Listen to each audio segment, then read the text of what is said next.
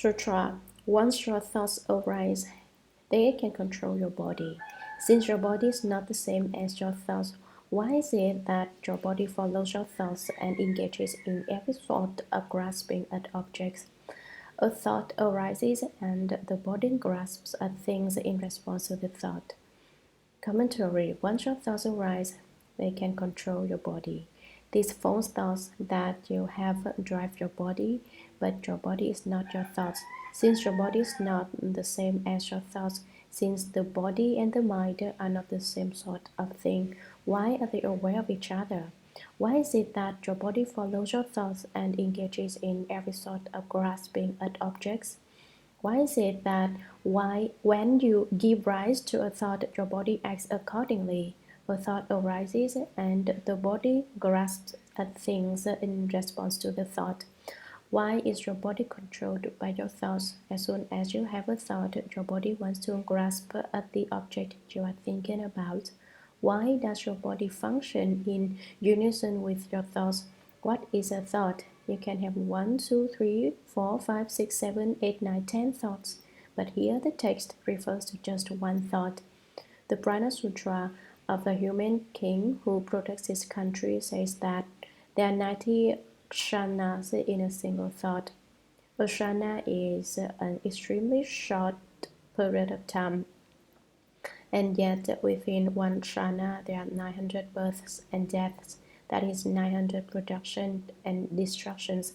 Thus it is said, when not a single thought arises, the entire substance manifests. When the six sense faculties suddenly move, one is covered by clouds. If you could keep from having a single thought, the entire substance would manifest. What entire substance? The great function of the entire substance, the treasury of the Tathagata. It is your inherent family treasure. It is the scenery of your homeland. It is your original face. Upon the slightest movement of the six sense faculties, you become obscured by a covering of clouds. If a cultivator reaches the point where he does not have a single thought, then the ghosts and spirits have no way to get at him. If not a single thought arises, then not a single thought passes away.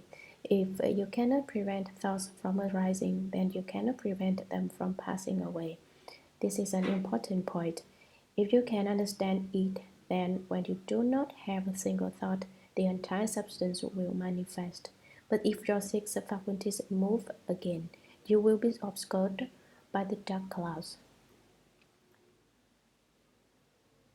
Sutra. When you're awake, your mind thinks.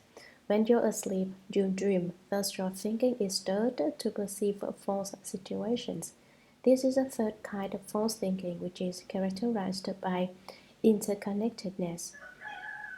Commentary. When you're awake, your mind thinks. A few days ago, I talked about Lord Chuang, who was born as his mother was waking up. Because of this, his mother resented him and favored her second son, Kung Su Tuan. She wanted the second son to inherit his father's throne and become the king. Therefore, she repeatedly asked King Wu to pass the throne to his younger son rather than to his older son. But King Wu would not allow it, and so Lord Chuang still became the king. When Lord Chuang became king, his mother told Kung Su Tuan to instigate a rebellion, but that also failed. So that is the story of Lord Chuang. When you're awake, the thinking skanda is in control. When you're asleep, you dream. When you're asleep, you dream. Your thinking skanda produces dreams. Previously, we mentioned how the thinking skanda could make one perceive things incorrectly in one's sleep.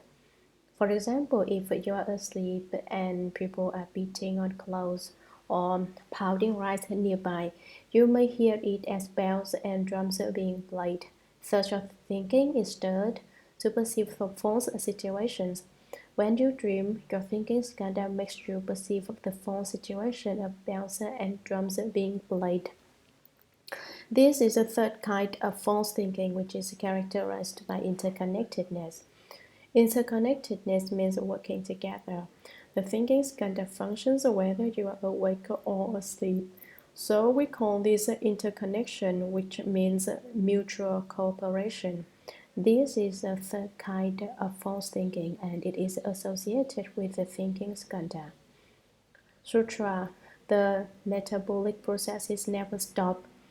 They progress through subtle changes. Your nails and hair grow, your energy wanes, and your skin becomes wrinkled. These processes continue day and night, and yet you never wake up to them. Commentary. The metabolic processes never stop. Day and night they continue. This is the formation skanda which flows on unceasingly like waves. As one thought ceases, the next one arises. As that thought passes by, the next one comes up. They arise and cease one after another. These metabolic and transformational processes never end. They just go on working, never stopping to rest. They progress through subtle changes which you cannot perceive because you are so minute.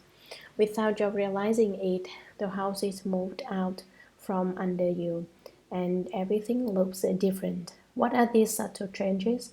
Your nails and hair grow. If you don't cut your nails for 2 days, they grow a little bit. After 3 days, they are a bit longer. After 4 days, they are longer still. Each day they are longer than the day before. But do you know how much they grow in each second and each minute? Do you know how they grow longer? If you don't trim your hair for a month, it may grow almost a half an inch. But how much does it grow each day? You don't know. You say, well, I've calculated. Sure, but will it be accurate? You can try using a computer to calculate it and see if the computer knows. Your energy wanes. Your energy decreases from day to day. People are full of energy and zest in their youth, and they also have a lot of vitality in their prime. However, as they get older and they start losing their energy, although it's not totally gone, your skin becomes wrinkled, your skin gets lined like a chicken skin, and your hair turns as white as crane feathers. Your features become terribly aged, and you can no longer pass yourself off as a young person. No amount of makeup can transform your 80-year-old face into that of a 20-year-old. These processes continue day and night. This work goes on day and night. Your nails grow, your hair gets longer, your energy wanes, and your skin gets wrinkled. It's more reliable than a clock. If you don't wind up your clock, it will stop, but you don't have to wind up your metabolism. It does its work just the same unless you die. When you're dead, it stops working, and yet you never wake up to them. They pursue you day and night through your youth, your prime, and your old age, right up to your death. After you die, you get reborn, and then you have to die again. You undergo endless rounds of birth and death without ever waking up. You go right on being confused through it all. You're muddled when you come and muddled when you go. That's what the false thing of formation skanda is all about. Sutra, if these things aren't part of you, Ananda, then why does your body keep changing? And if they are really part of you, then why aren't you aware of them? Commentary. If these things aren't a part of you, Ananda, then why does your body keep changing? Your body goes through all these transformations. The nails and hair grow longer, the energy wanes, and the skin gets wrinkled. You say your fingernails aren't yours, then why do they continually grow long?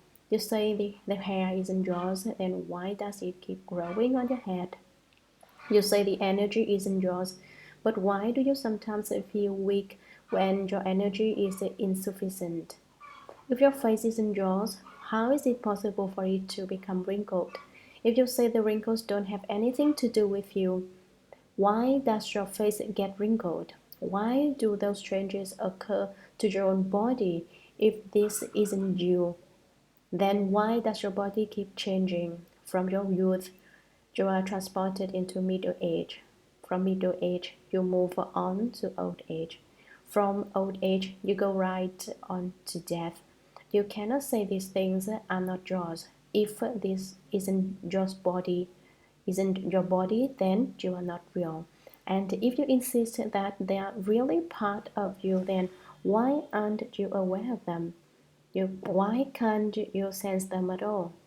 Your nails and your hair are growing, but you do not perceive it happening. Your energy is waning, but you do not feel it.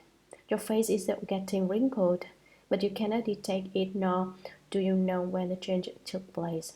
This is a double refutation. If you say they belong to you, that's incorrect. But if you say they do not belong to you, that's also incorrect. Also, what is it you ask is false thinking. That's their source. Their own creations of false thinking. Sutra, your formation skandha continues in thought after thought without cease. It is the fourth kind of false thinking, which is subtle and hidden. Commentary. Your formation skandha functions continuously, but its subtle movements are not at all easy to perceive. They are secret and obscure, and you are not aware of them at all.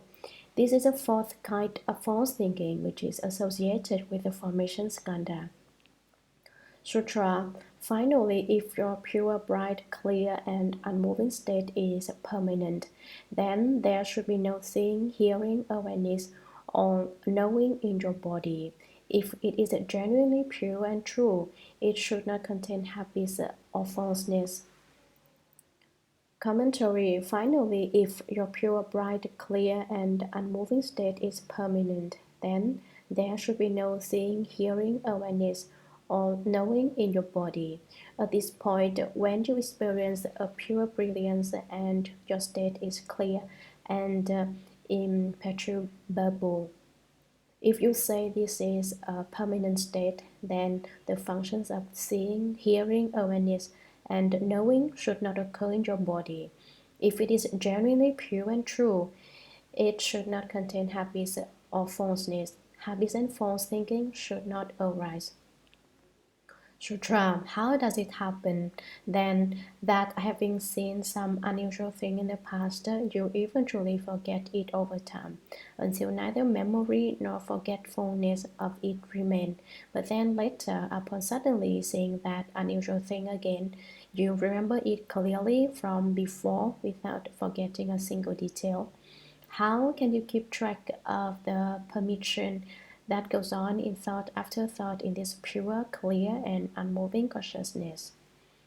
Commentary. How does it happen then that having seen more unusual thing in the past, you eventually forget it over time, until neither memory nor forgetfulness of it remain?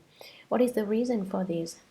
You may have seen something very peculiar, but after many years you have no memory of it and you have no forgetfulness of it either.